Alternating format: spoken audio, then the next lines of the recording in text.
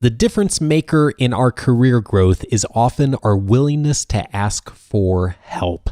On today's show, why you should be asking for help and the tactical actions you can take to get results. This is Coaching for Leaders, episode 269.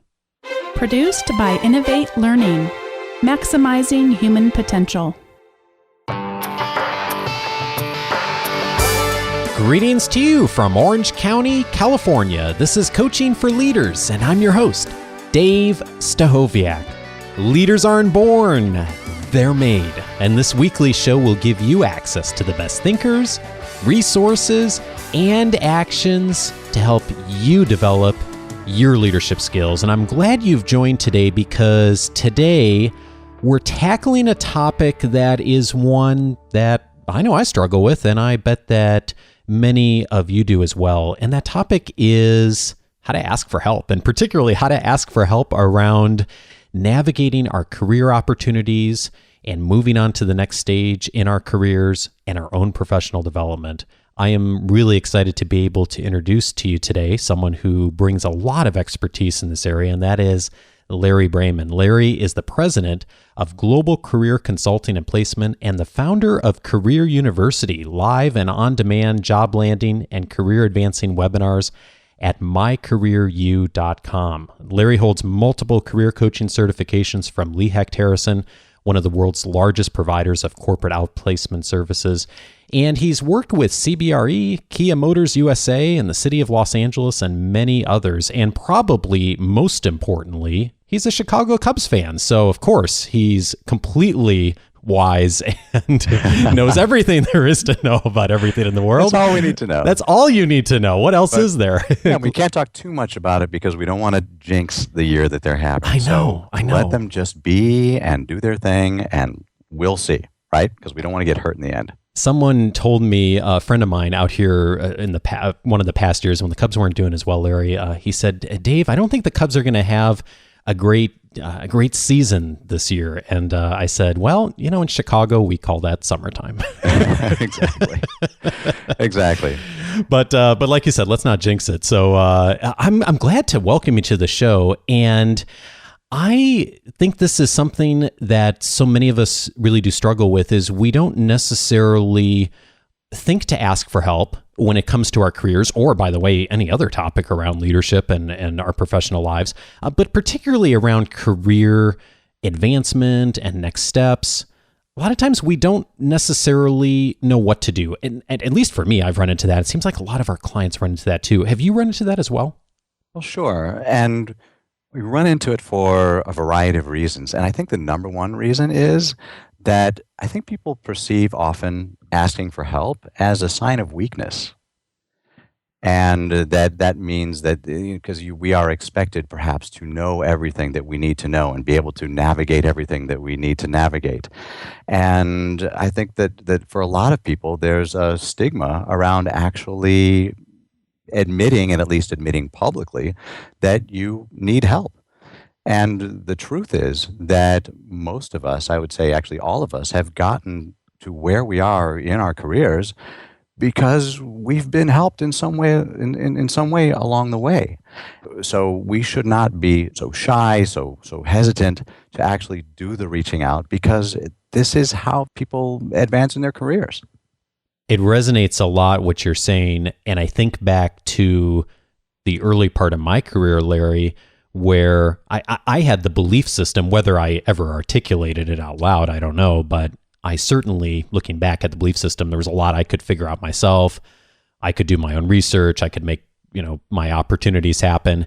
And someone very wise, I don't remember who it was, early on said, people want to help you, and a lot of people, and even at that time, the point was made, you have friends and family members and people you interact with socially who like you and trust you, and they want to help you, but there's a couple of problems. One is they don't know you need help, and even if they did, they don't necessarily know what to do to help you, and they'd probably be willing to help if you just show them how.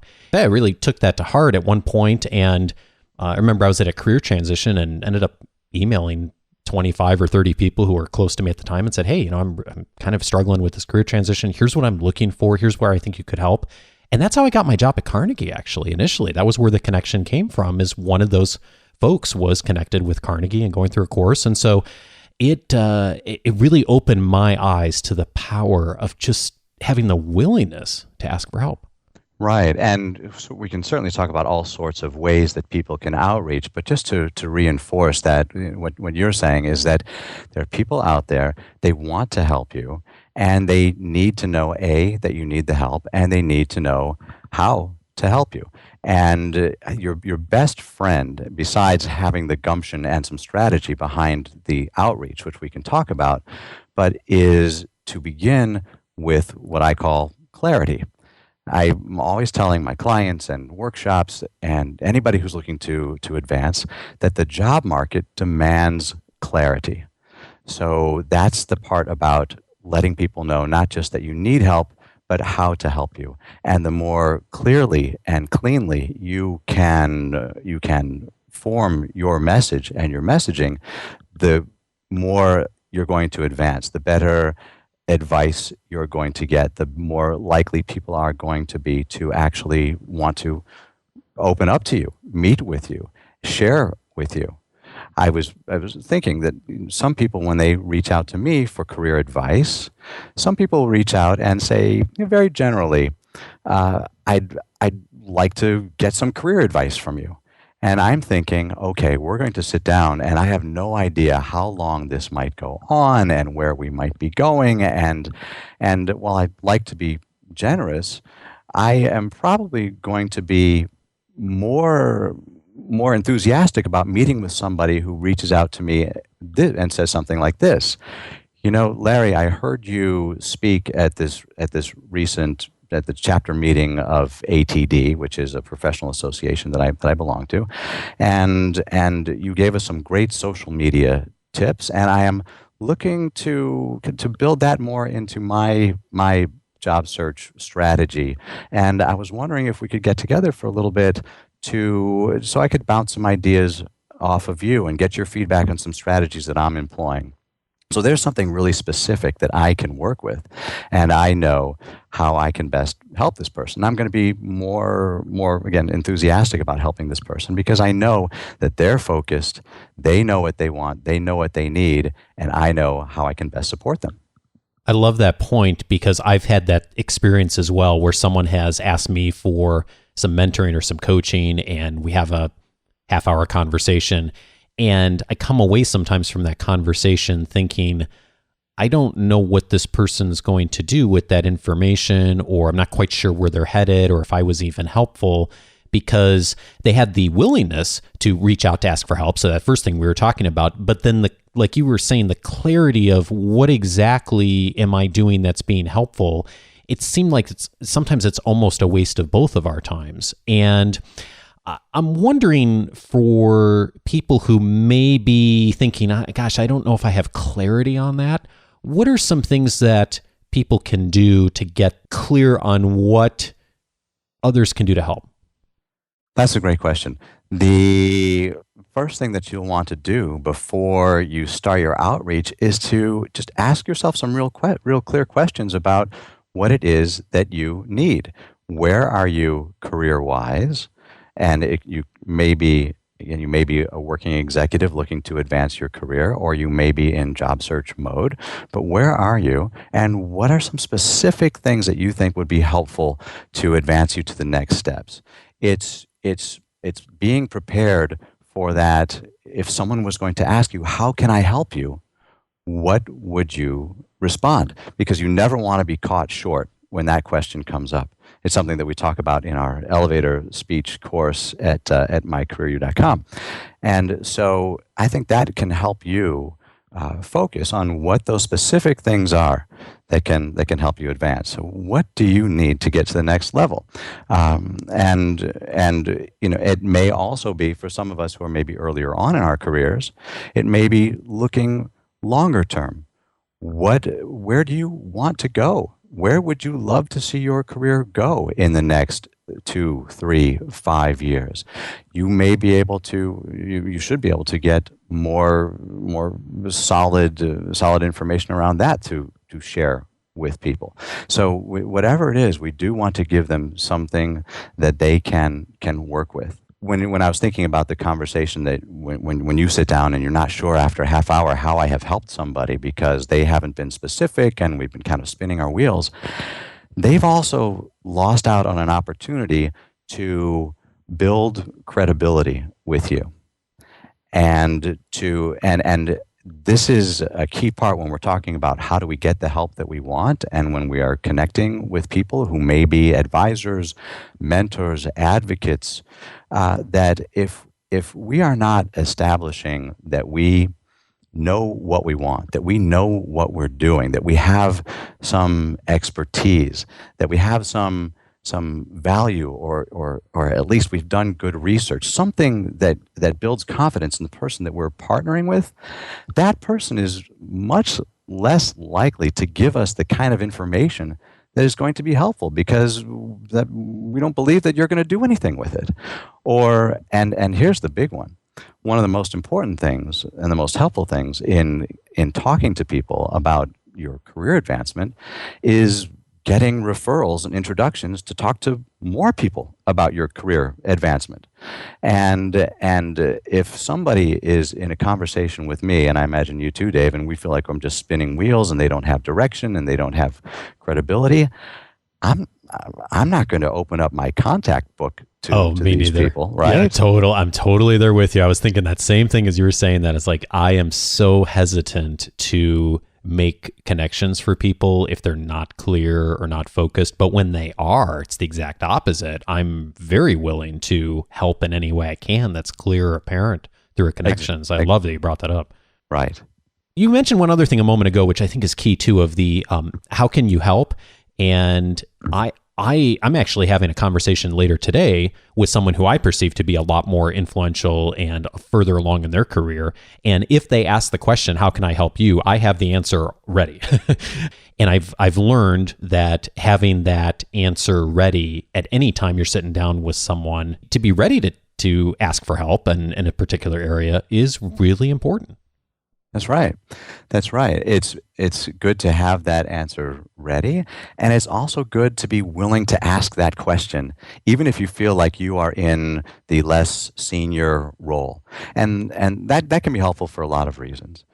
One is that you are putting out there that you are generous, that you also it also helps you feel, a lot of times when we're in these situations, we're feeling maybe kind of small or less powerful because this person is more advanced, more established.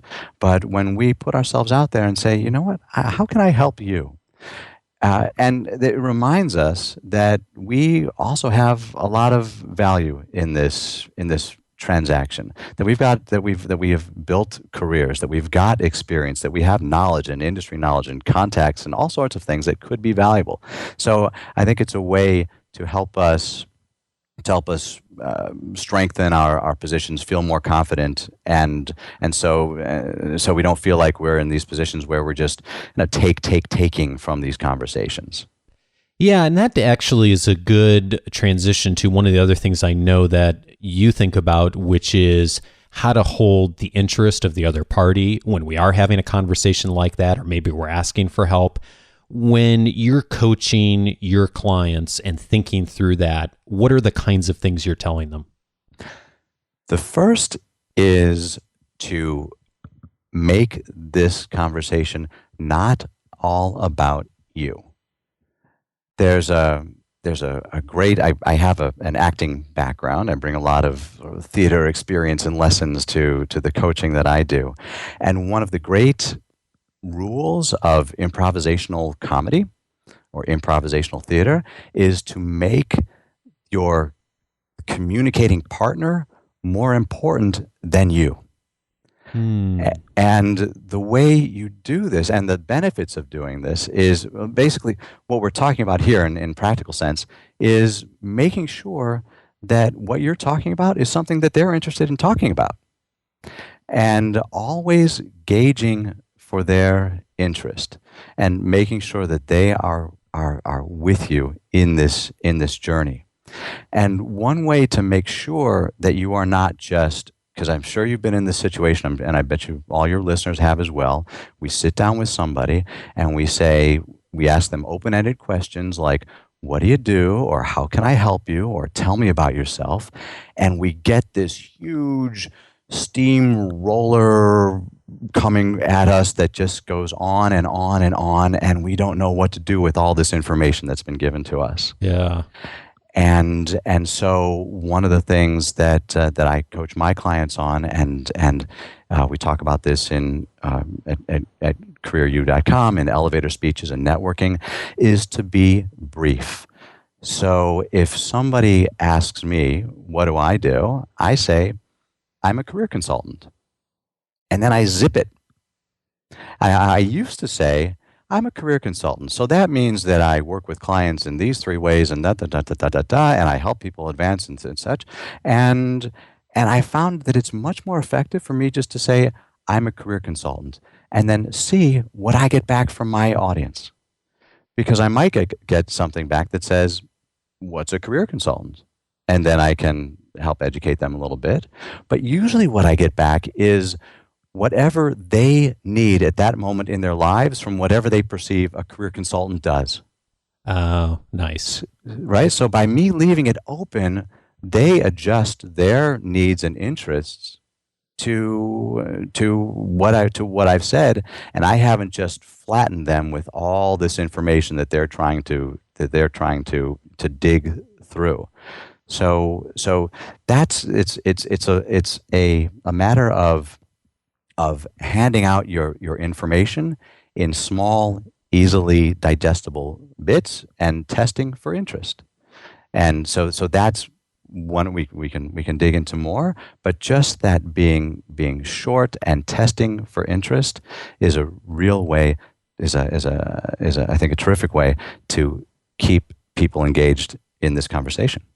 That is also one of the key pieces of asking for help, is then doing something with the information and the connections that are made. And I don't know if I've mentioned this on our show before, Larry, but years ago, I started this practice before the era of smartphones and all of that, of when someone would ask a favor or ask for a letter of recommendation or ask for a connection, I would often just ask people, would you just send me an email and remind me of the request? Because or I'd be with a group of people and I didn't have a piece of paper or whatever.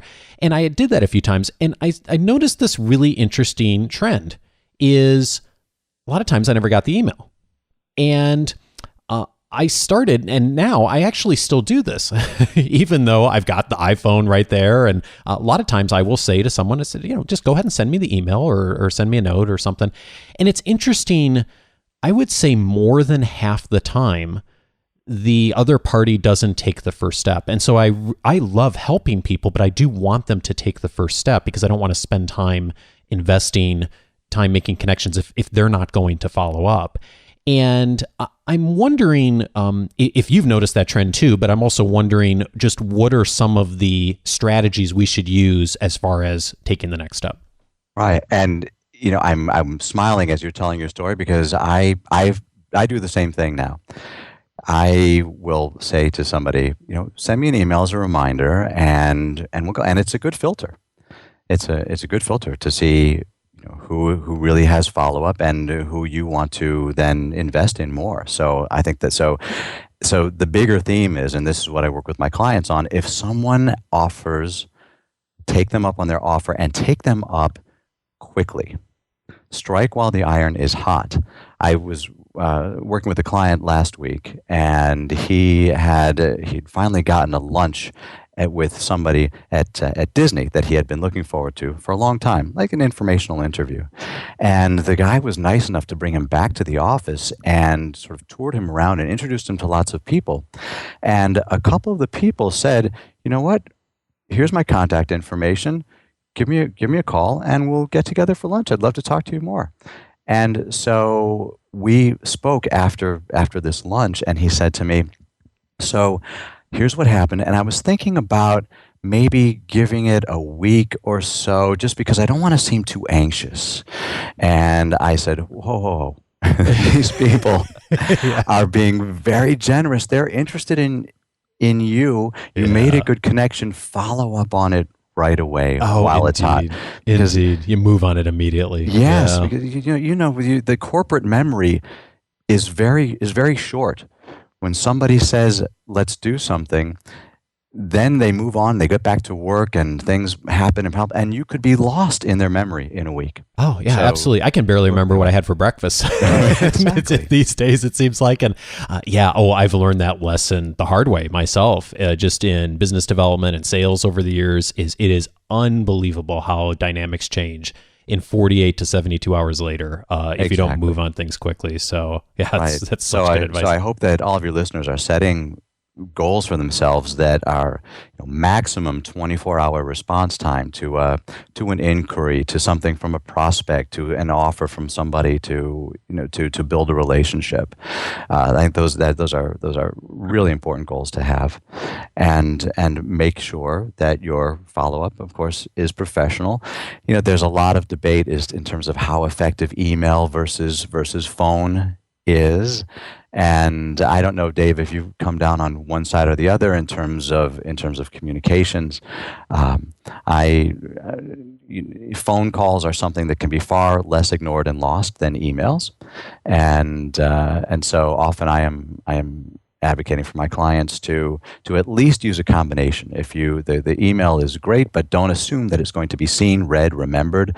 So if you don't hear back, a follow-up call pretty quickly is certainly advisable. Yeah, it's one of those things that's so hard, and if different industries and different organizations handle this differently, and I think the key is do it quickly, whatever you do. I've certainly had it happen before where I'll get someone's contact information, I'll try them by phone, and if I don't get them live, I'll then send the email right away. I won't even leave a message necessarily. Or I'll leave a message and I'll say something quick like, hey, I'm sorry, met you this morning. I'll send you a quick email with some details. Exactly. And then Exactly. that's kind of an easy way to connect with someone both ways. But and I think the other part I'd add into here too is you don't have to have it all figured out, like just to set the meeting. You can always figure that out later. But the initial reach out is key. And then once you've booked the next conversation, then you can kind of think through like, okay, what do I want to what's the strategy, or how can I really help this person and have them help me? So you don't have to have it all figured out, and sometimes Right. it's just striking while the iron's hot and moving forward and see where things lead is huge. Yeah, and I think it's actually helpful in a way, even if you do have it all figured out, not to share that in an email. Because that gives somebody the opportunity just to answer some questions in an email, and that's it. There you go. But we know that we get the most traction and we build relationships better in person, or at least on the phone. We're making better connections. We're establishing more rapport, which allows us to grow and build. And if you give somebody the opportunity to just say, yes, no, here's some resources, then you really haven't advanced that relationship the way you need to. Yeah, I'm right there with you, and it comes right back to what you were talking about earlier of being concise. And one of the worst things you can do is overwhelm someone with a ton of information or requests or strategy. Most people don't have time for that on email, and save that for that in-person conversation when you get there. Exactly. And I know one of the other things that you coach people on too is getting a mentor or an advocate. How is that different from just maybe that broader network of people that may help us? Yeah, I would say, well, and we should define these in two different ways, because they both have very important roles to play in our professional development. A mentor would be somebody who is a go-to person to bounce ideas off of, problems that you might be having. You're stuck on different things, a certain question you need answered, and those are important to have. And an advocate or a sponsor, this is a bit of a different idea than we've been hearing in terms of mentorship.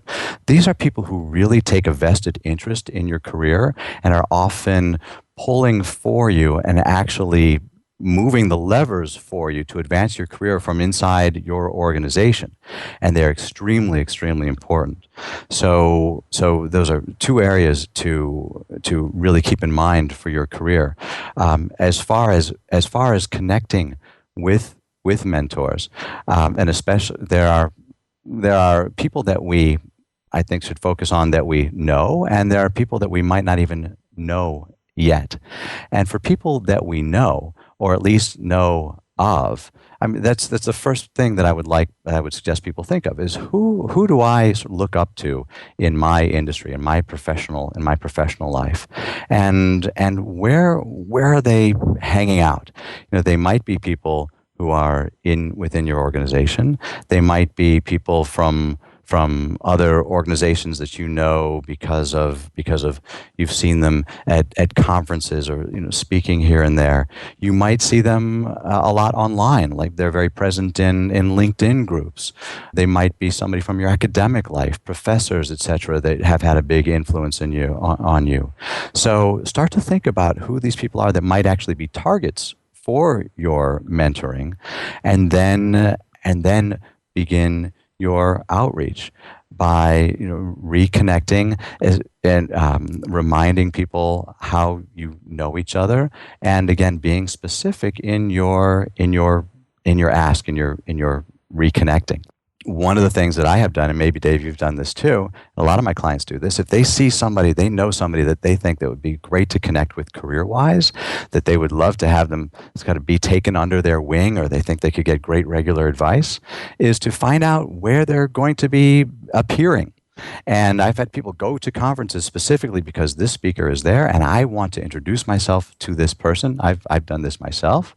Nice. And because because you know that there's a great potential connection, and that gives you something to, you can meet them in person, but also gives you a great thing to reach out and follow up on afterwards in terms of opening that door to the relationship. I love that advice, and I've also heard the advice recently, which I really like, and I don't think I've ever done this, Larry, that I can think of off the top of my head, but to offer to help on a project they're working on, or even collaborate, and it gets beyond the traditional, like, I want to do an informational interview or have coffee, like a lot of people do that. But if you can offer to help in some way in something that's important to them or they're working on, or offer to volunteer some time or collaborate in some way, that can be a great way to open up those doors and those connections in a way that a lot of people aren't going to think to do. Right. Coming back to them and saying, you spoke about this, or I know you're working on this. How can I help? Or more specifically, I have A, B, and C skills that could be really helpful to you. So there we are with our specificity of message again. Yeah. And you're right. I think it's a terrific idea. And going back to the first thing is being willing to ask and being willing to get out there and engage. I sometimes have people ask me, well, how do you get people to come on the show, and how did that all happen?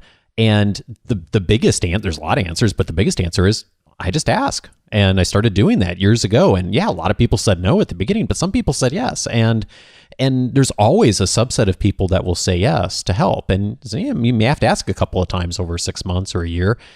But it is really the people out there that often are the people that are the successful people in your industry, your organization, are the kinds of people who have also asked for help because that's how they got to where they are. And they often want to help. They want to give back. And so I found more often than not, it's the case that people are ready and willing to help if I'm ready and willing to ask. I couldn't agree with you more. And it all goes back to how we started our conversation with just giving yourself permission to ask. And it's very much, I find with a lot of people that I work with, it's very much a muscle that needs to be built for us. So many of us are just not comfortable reaching out, asking to connect, asking for help, asking for advice, whatever it is that we may need. But once you start doing it, it really does get easier. And we know that people who are particularly in career transition, that they really need to keep up a certain number of career-related conversations on a weekly basis to help them advance toward their next job the way they need to. For example, so there's a benchmark that's been set of say 20 to 30 conversations a week. Now that can be really overwhelming and daunting for people who are not used to reaching out, connecting, asking for help, etc. So setting some smaller goals that feel really doable initially can be really helpful. Let me just speak with 2 people this week and see how that feels, and know that I've gotten some successes from that, and then add from there. It's really just getting started and building that muscle, because in the end, this is what I tell my clients all the time. Networking is really just the opportunity to talk about stuff that you're interested in. Yeah, speaking of talking about things you're interested in and having all those conversations, the kinds of people who are often the people that we're trying to connect with are the kinds of people who are having a lot of conversations. They're having a lot of interactions every day. And they may be having 20 or 30 conversations a day or having lots of appointments. And like you were saying earlier, it's easy if you don't follow up immediately to not even be remembered. So I'm wondering, in addition to following up quickly when there is an opportunity, what are some of the things that you see work well for people in being memorable? I think the most important thing is connecting to something that is, for lack of a better term, alive between you and this other person.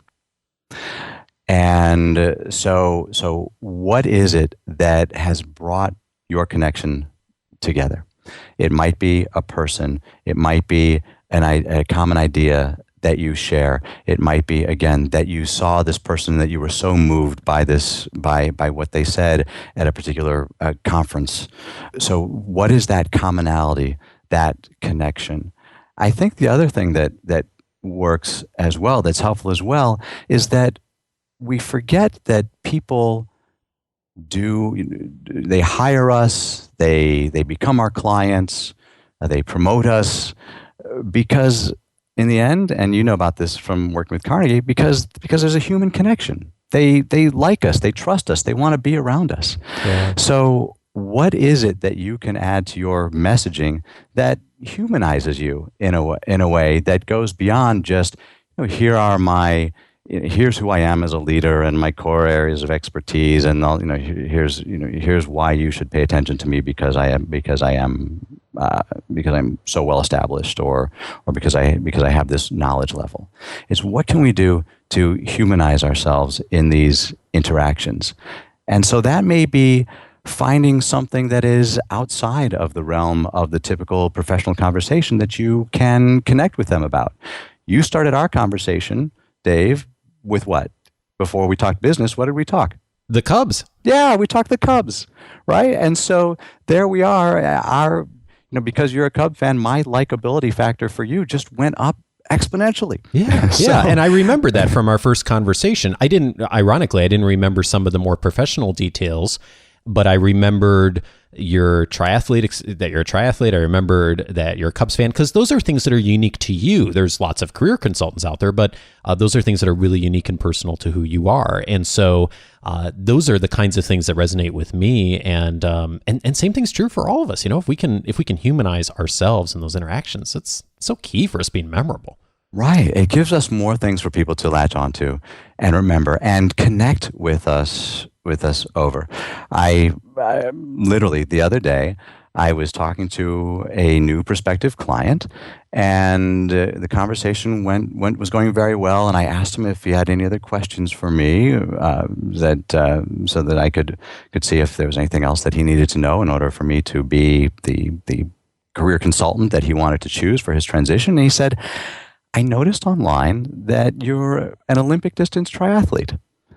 And so what races have you done recently? And do you have any plans coming up? And we got into this conversation, just like you said, you noticed that we talked about triathlete. We got into this triathlete conversation because he had just started doing some, and he was working to build up his endurance to go to the next level. And I said, hey, if we get to work together, we'll trade stories and tips, and it'll be a lot of fun. And a few days later, I got the word from him that he wants to work together, and he bought a large consulting package. And so, was it the triathlon discussion that sealed it in the end?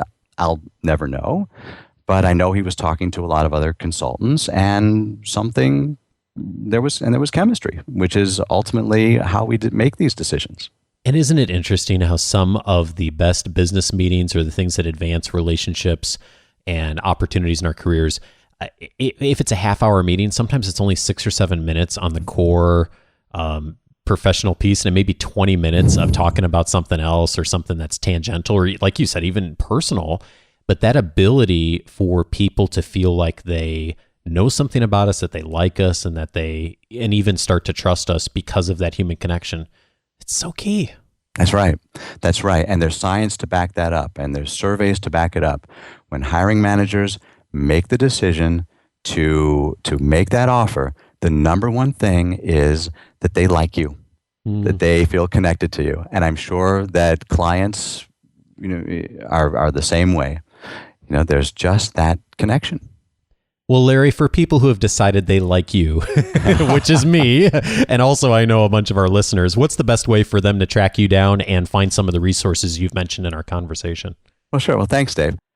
The Career University webinar platform that I've referred to a couple times, people can find lots of courses that take my learning and the learning of lots of other great career consultants together. That's at mycareeru.com.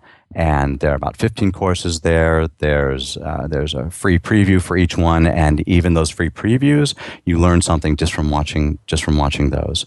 So that's one way. And then people can reach me directly through my website, my consulting website, Global Career CP, as in Charlie and Peter.com, globalcareercp.com.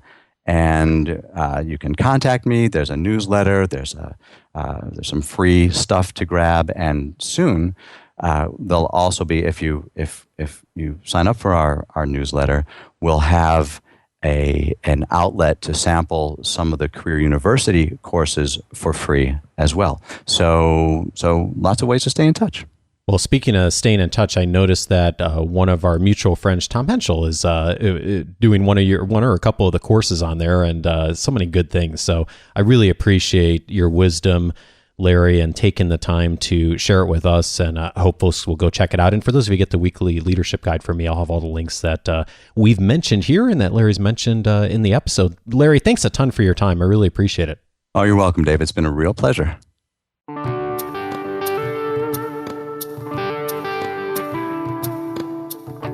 Two actions I hope you'll consider taking after this conversation. First and foremost is to consider something Larry or I mentioned in the dialogue and to take action on that. If not today, this week, or at the very least this month, that will get you starting to ask for help, either starting at all or starting to do it more consistently. And if you will do that, I think you'll find, as I have and Larry has and many clients I've worked with over the years, that the more we're willing to ask for help, the more help we get. And I know that seems obvious, but a lot of us, me included, have this fallacy of thinking we can do it all ourselves, or somehow we're supposed to do it all ourselves. And just go talk to 4 or 5 successful people with whatever definition you use for success. Go talk to them and start asking them about what contributed to their success. And if they don't say it explicitly, I guarantee you, it's going to come up in the conversation. A bunch of the different people and relationships and partnerships that they've built over the years that have contributed to them learning a lot and growing and being more effective at what they do. So I wish the same for you as well. The second thing that I'd ask you to consider is to think about the person that you know or that you work with, or maybe even that you lead, that needs to also be asking for help more consistently. And if you would, share this conversation with them, because it will get them started on that path and some of the ideas and strategies that will help them to ask for help more consistently too. We are all here to support each other in this effort of us all becoming more effective leaders. And so I encourage you to do that as well. And speaking of encouraging us all to be better leaders, you may have heard me mention on a past episode, we were in the process of redoing the Coaching for Leaders website. And I am thrilled to tell you that the Coaching for Leaders website has just gone through a massive upgrade. It looks different. You've probably already noticed that the podcast logo looks a little different. But way more important than that is the website now has a lot more functionality and a lot more value for you behind just what's on the front page. And one of those things that I am rolling out this week is I have just created a free 10-day audio course called 10 Ways to Empower the People You Lead. And you can get access to that right away on the Coaching for Leaders website by setting up a free membership on the website. The site now supports that. And I have gone through the back catalog of the last 5 years of episodes of Coaching for Leaders, conversations, dialogues, things that we've aired. And I have pulled out the 10 lessons that I think are the most critical, most important, that if you hear will help you to empower others. And if you will give me 10 minutes a day for 10 days, it will help you to get the most immediate, practical actions to become a better leader. And you can get access to that free course. It'll come to your inbox over 10 days right now by going to coachingforleaders.com and registering for that free account on the website. Now, that's just one of a whole bunch of things that are now part of the free membership that's on the Coaching for Leaders website. I'm going to talk more about some of the other things in the coming weeks, but I will mention one other that has been a top priority for me and for many of our listeners over the last year or so. I often get an email from someone that says something like, I'd love to get all the episodes that are on organizational change. We're going through organizational change, and how do I get access to those? And the previous answer was me going through and digging out links and suggesting some different shows. Now part of the membership, when you register and get into the dashboard on your free membership, there is an icon for podcast library. And in that library is a graphical interface which looks great, and it allows you to search by topic, to click on a specific topic you're looking for and pull down all of the past episodes from the past 5 years that specifically relate to that topic you're looking for. So it's going to be a really powerful tool for all of us, me included, and going back and finding conversations we've had in the past that in almost every case are just as relevant today as they were at the time they were aired as far as our own leadership development. So you can access that beginning immediately. We're in the process of getting all the past episodes updated for that.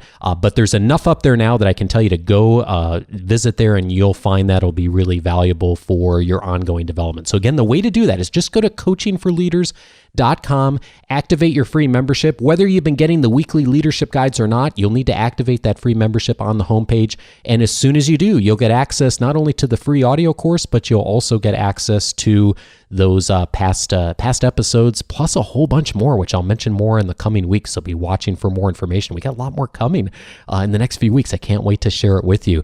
And speaking of sharing with you in the past episodes, there's 3 related episodes that will be of benefit to you from today's conversation. Back on episode 101, I talked with Donna Schilder about how to get the most from LinkedIn. LinkedIn, of course, is one of the most powerful tools these days on networking and building our professional networks. And we talked about back on episode 101, some of the strategies for getting the most from LinkedIn. So go check that out if that's something you've been wondering about. On episode 243, Bonnie and I aired a Q&A show, and the title of that show was Your Career Strategy and More Questions. But we started with a question about career strategy of someone who was considering making a big move in their careers. And we tackled a bunch of the different things that come up for many of us when we're thinking about making a career move. So that's episode 243, if that's something that sounds of interest to you. And then finally, episode 259, Scott Barlow was on talking about how to figure out your career. If you're at that point right now, episode 259 is a great starting point. Scott and I had a big picture, holistic conversation about where you're going generally in your career. And of course, you can access all those episodes at coachingforleaders.com/the episode number, or you can now set up that free account at coachingforleaders.com, and you can search for all those past episodes really easily just by figuring out the topic you're looking for. Now, on next episode, I'm really thrilled to be able to welcome Judith Glazer. She is coming on the show to teach us about how to increase are conversational intelligence. And she's the author of the book by the same name. It's called Conversational Intelligence: How Great Leaders Build Trust and Get Extraordinary Results. We already recorded the interview. It's fabulous. I'm really looking forward to sharing it with you. It's a book that I've heard about, and I've heard from several people has been really, really valuable for their leadership development. So I hope you'll check that out next week. And hop online, check out the new website, let me know what you think, and set up that free membership, and you'll get access to the course, 10 Ways to Empower the People You Lead. Each lesson's less than 10 minutes. How about that? And I look forward to seeing you again next week. Take care.